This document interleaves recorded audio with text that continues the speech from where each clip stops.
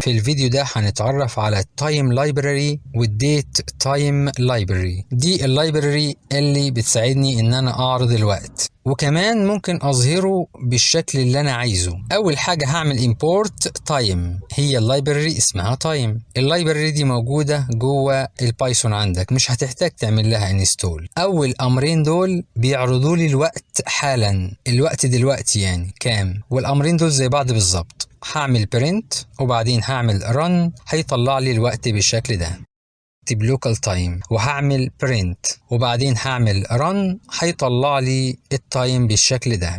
والامر ده بحدد بيه شكل الوقت انا عايزه يظهر ازاي بالظبط. يعني انا عايز الشهر وبعدين اليوم وبعدين السنة وبعدين كوما وبعدين الساعة وبعدين نقطتين فوق بعض وبعدين الدقايق وبعدين نقطتين فوق بعض وبعدين الثواني. يعني بختار الترتيب اللي انا عايزه. طيب الشكل ده اللي انا عايزه يتعمل لايه بالظبط؟ لانهي تايم؟ لللوكال تايم. عشان كده هكتب لوكال تايم وهعمل برنت وبعدين هعمل رن، هيطلع لي التايم بالشكل ده بنفس الترتيب اللي انا كاتبه. طيب انا عايز اخلي الدي الاول وبعدين المانث، فممكن اغيرهم بالشكل ده واعمل رن الاقيه غيرهم لي. السليب ده بيوقف تنفيذ الأوامر لمدة معينة لعدد ثواني معينة. يعني لو قلت له سليب 3 يبقى هيوقف 3 ثواني وبعدين يكمل تنفيذ الأوامر. يعني في المثال ده هيعمل برنت الهلو وبعدين هيستنى 3 ثواني وبعدين يعمل برنت لمحمد. تعالوا نعمل رن، هنلاقيه بالشكل ده.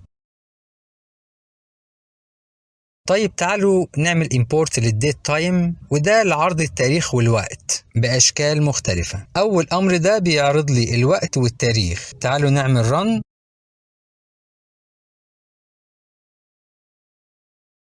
هنلاقيه عارض لي على طول اهو التاريخ وبعده الوقت بالشكل ده. طيب الأمر ده ممكن أحدد له شكل التاريخ بالظبط. يعني الدي ده اللي هو الدي، البي اللي هو الشهر، والواي اللي هو السنة. البي دي بتخليه يطلع لي الشهر مكتوب كامل جولاي. لو خليتها بي سمول هيطلع لي الشهر مش كامل، يعني جولاي هيشيل اخر حرف يخليها جول بس.